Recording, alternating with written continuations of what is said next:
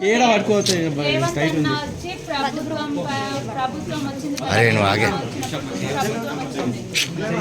రేవంత్ అన్న ఏ మంచి పనులు చేయడు. ఉన్న భూములు మొత్తం తీసుకుంటుండు.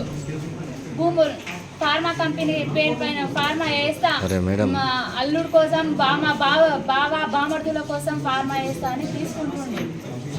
తీసుకుంటుంటే మేము రైతు బిడ్డలం.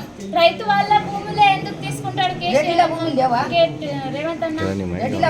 ఎందుకు తీసుకుంటాడు? కొడంగల్ భూములు లేవా? భూముల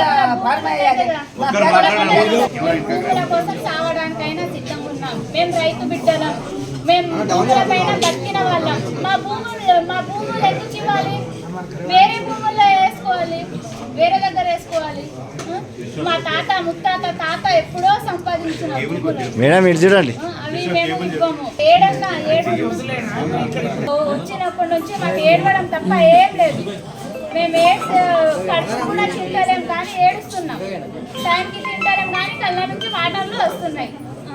అందుకని రాహుల్ గాంధీ అన్న ఏడున్నా మా కొడంగల్ గడ్డకి రావాలి. లేకపోతే మేమన్నా పోతాం అన్న దగ్గరికి. మేమన్నా పోతాం. ఏడున్నాడు ఆ అడ్రస్ నాకు చెప్పమనండి, మేము పోతాం. లేకపోతే కొడంగల్కి రమ్మని చెప్పండి రాహుల్ గాంధీ అన్నకు. ఎందుకంటే మా సిచ్యువేషన్ ఇలాగుంది. మేము ఏడుస్తున్నాం భూముల కోసం. మేము కోరేది ఒక్క విషయం ఏంటంటే జైల్లో ఉన్న వాళ్ళందరికీ బయటికి రప్పించాలి. ఎందుకు వాళ్ళు ఎవరిని మర్డర్ చేయలేరు, ఎవరిని ఏం రేప్ కేసు చేసి చంపలేరు. మర్డర్లు చేస్తే జైలు శిక్ష పడతారు హస్బెండ్స్ అందరూ. ఏ తప్పు చేయనప్పుడు వీడియోలో కనిపించిన వాళ్ళకి ఎందుకు వేసి కొడతారు? మీరు అధికారుల మీద దాడులు ఎందుకు చేశారు? మేము అధికారుల పైన దాడి చెయ్యలేము. మాకు అది మీరు వచ్చినప్పుడు మాకు చెప్పాలి. మేము వస్తున్నాము, ఇలా మీ ఊరికి వస్తున్నాము, అందరు ఒక దగ్గర సమావేశం కాండి, మేము వస్తున్నాం, మీటింగ్ చేద్దామని చెప్పాలి.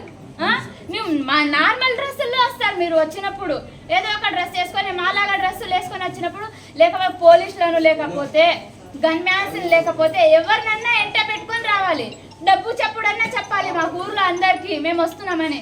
మీరు ఏం చెప్పకుండా డైరెక్ట్ వచ్చి తెలియదు. కలెక్టర్ వచ్చిన విషయం కలెక్టర్ కూడా తెలియదు.